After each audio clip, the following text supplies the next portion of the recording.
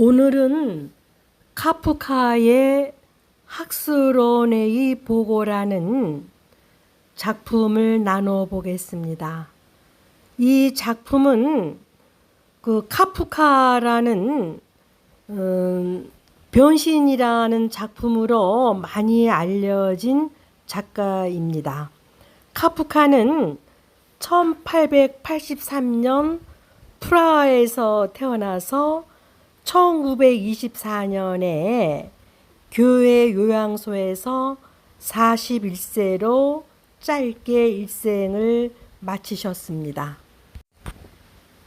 이 작품은 빨간 피터의 고백으로 추송 연극 배우가 열연하였으며 우리나라에서 연극으로 상영되었습니다.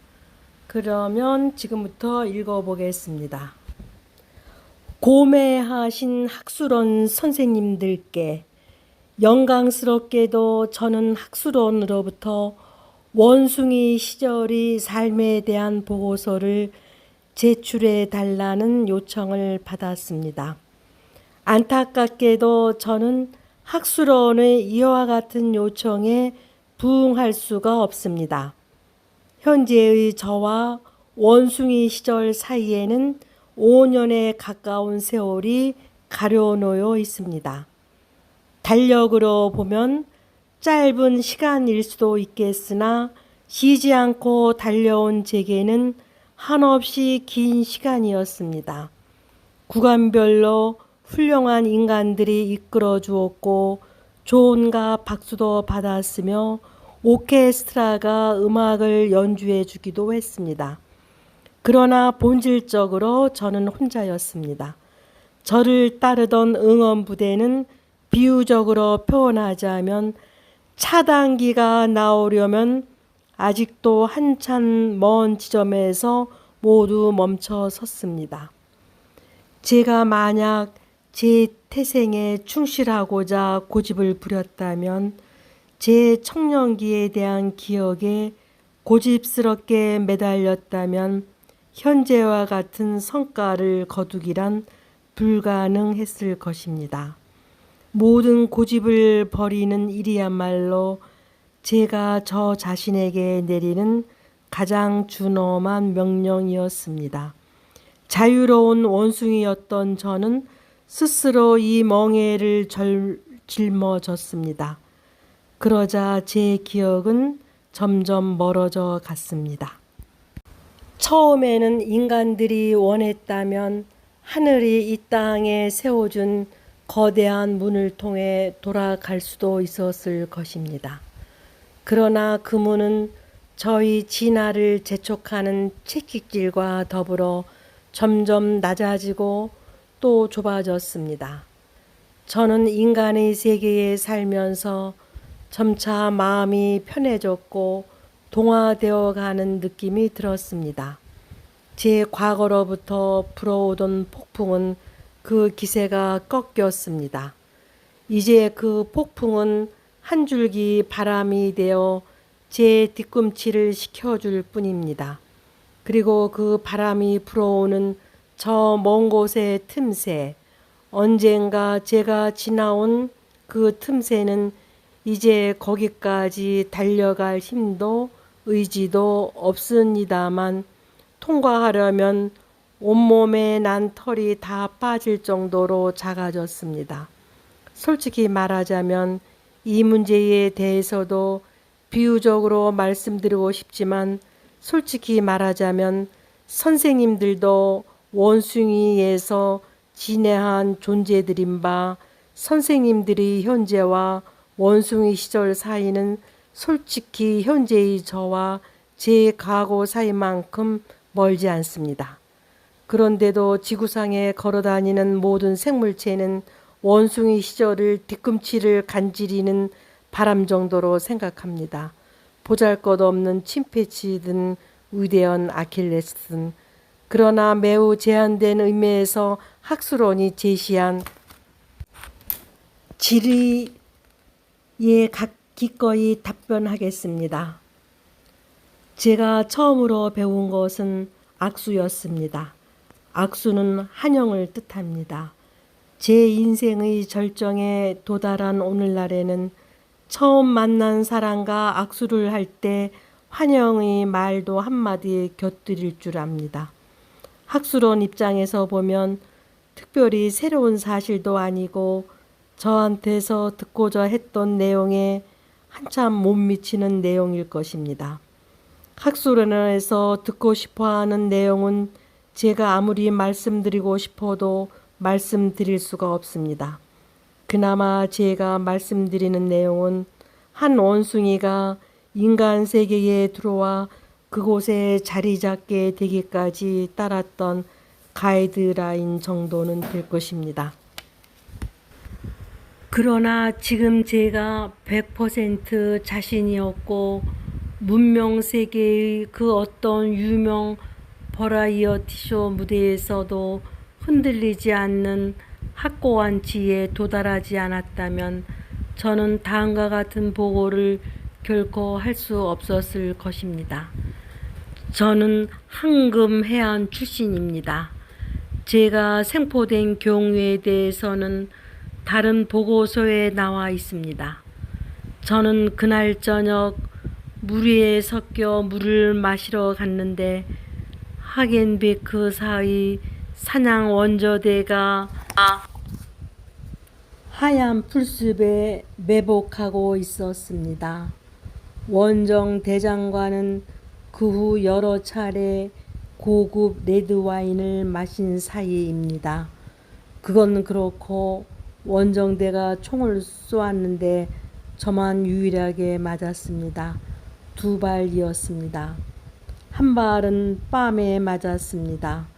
가벼운 총상이었지만 털이 다 뽑힐 정도로 큼직한 붉은 상처가 남았습니다. 이 상처 때문에 저는 빨간 피터라는 대단히 거슬리는 이름을 얻었습니다.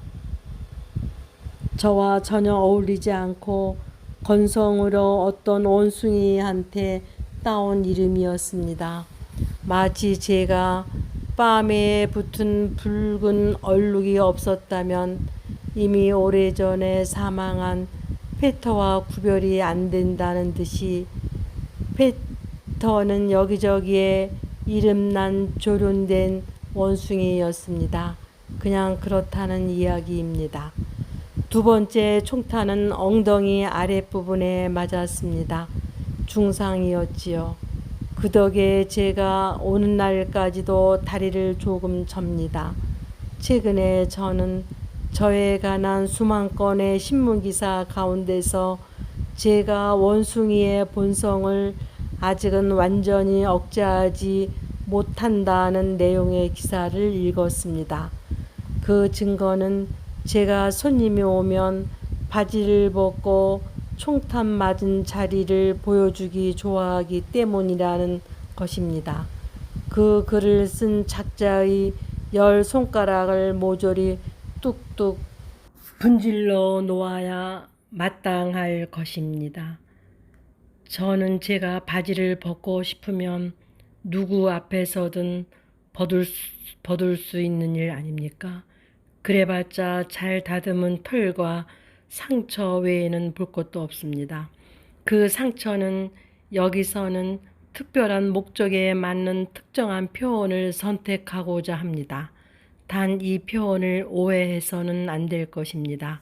그 상처는 무도한 총격으로 입은 상처입니다.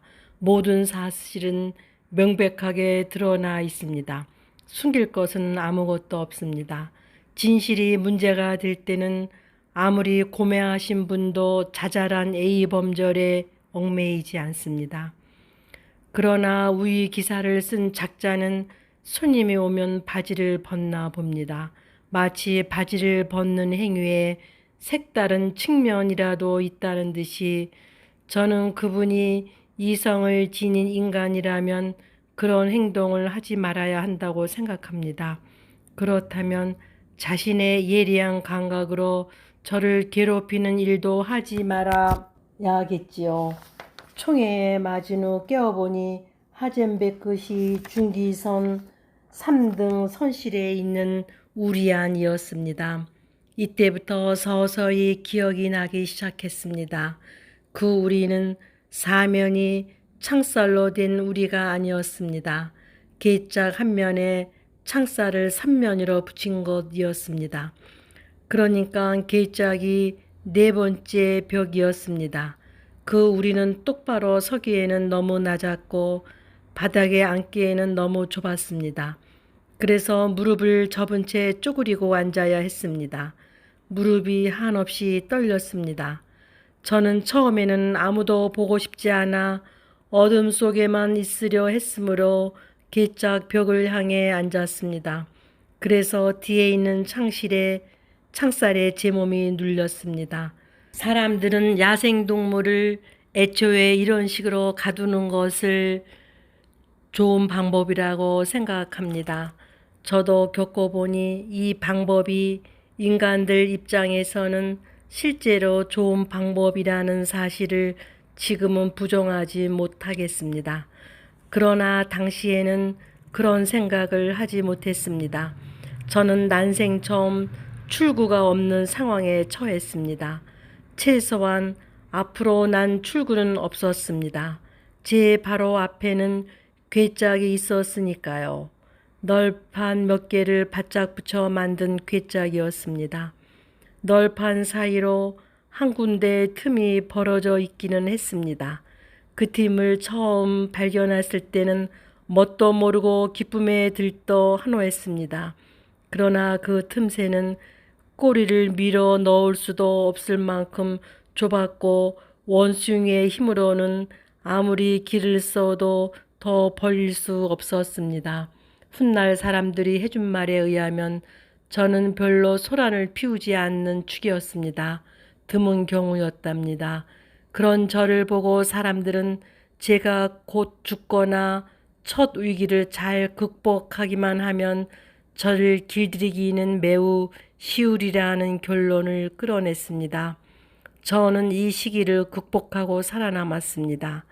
소리 죽여 흐느끼고 힘들게 벼룩을 잡고 힘없이 코코넛을 핥고 머리로 괴짝복을 쿵쿵 찍고 누가 가까이 오면 혀를 내밀고 저희 새로운 삶은 이렇게 시작되었습니다. 그 어떤 행동을 하든 그 느낌은 언제나 매 한 가지였습니다. 출구가 없다는 느낌. 저는 당연히 그 당시 원숭이로서 느낀 감정을 지금 인간의 언어로 묘사할 수밖에 없으며 그 결과 잘못 묘사할 수도 있습니다.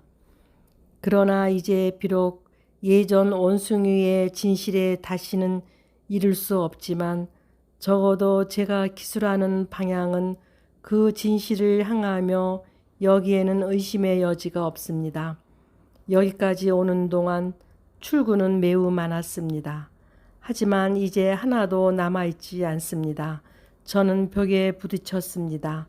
제 몸에 못을 받아 고정했다 한들 내키는 대로 이리저리 돌아다니는 제 성향은 조금도 누그러들지 않았을 것입니다. 왜 이렇게 되었을까?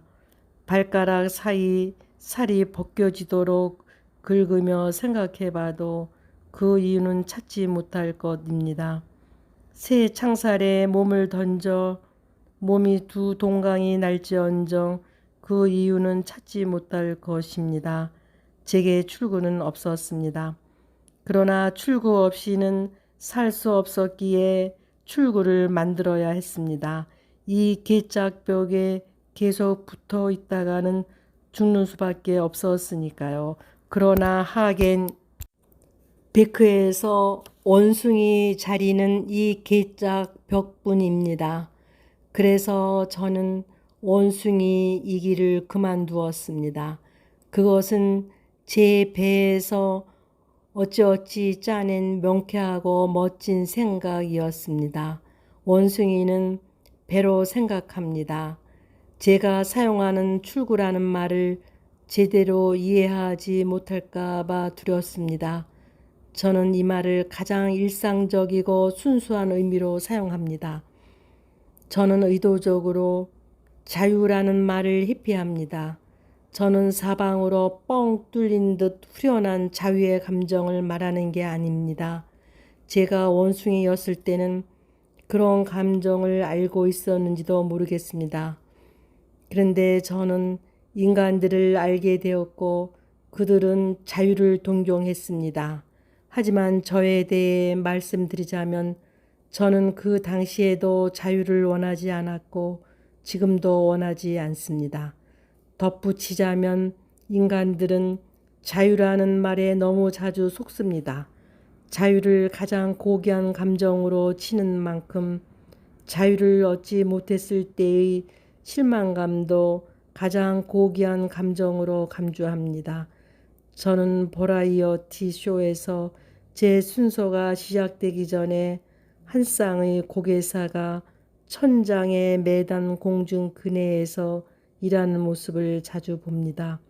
그들은 공중으로 날아오르고 그네를 타고 펄쩍 뛰고 둥실 떠올라 서로의 품에 안기고 한 사람이 다른 사람의 머리 꼬랑지를 입으로 물어옮깁니다. 저런 것도 인간의 자유야? 저 우쭐대는 동작이라니 하고 저는 생각했습니다. 신성한 본성을 어찌 저리 조롱할 수 있을까? 이 장면을 원숭이들이 보았다면 그들이 터뜨린 웃음으로 철옹성도 날려버렸을 것입니다. 그렇습니다. 저는 자유를 원하지 않았습니다. 단지 출구를 원했을 뿐입니다. 왼쪽이든 오른쪽이든 또 다른 어느 쪽이든 저는 출구 외에 다른 요구는 하지 않았습니다. 그 출구가 속임수였다 하더라도 제 요구는 작은 것이었으므로 속임수가 대단하지는 않았을 것입니다. 계속 가자, 계속 가자. 두 팔을 높이 쳐든 채 괴짝벽에 둘러붙어 있지 말고 계속하자. 이제 저는 잘 알고 있습니다. 제가 마음의 평화를 찾지 못했더라면 저는 결코 벗어나지 못했을 것입니다. 오늘날의 제가 되기까지는 실제로 배에서 며칠이 지난 후 제게 찾아온 평화 덕분이고 그 평화는 다시금 뱃사람들 덕분입니다. 많은 일이 있었지만 좋은 사람들이었습니다. 그 당시 비몽사몽간에 들리던 그 사람들의 묵직한 발소리는 요즘도 자주 생각납니다. 그 사람들은 무슨 일이든 극도로 천천히 시작하는 버릇이 있었습니다. 이를테면 눈을 비비려고 손을 들어 올릴 때는 마치 무거운 추를 들어 올리는 듯 했습니다. 그 사람들이 하는 농담은 거칠었지만 해맑았습니다. 그들의 웃음에는 언제나 기침이 섞여 있었는데 기침 소리를 들으면 중증 질환에라도 걸린 듯 했지만 사실 아무 질환도 없었습니다. 그들은 항상 입에서 뭔가를 뱉었습니다. 아무데나 뱉더군요. 그리고 늘 저한테서 벼룩을 옮았다고 불평했습니다. 그렇다고 정말로 화를 낸 적은 한 번도 없었습니다. 그들은 제 털 사이에 벼룩이 득실거리고 벼룩은 점프를 잘한다는 사실을 알고 있었던 것이지요. 그것으로 그만이었습니다. 근무가 없을 때면 때때로 제 주위에 몇몇이 반원을 그리며 둘러앉았습니다. 별로 말이 없었고 서로를 바라보며 꾸르륵 거리기만 했습니다.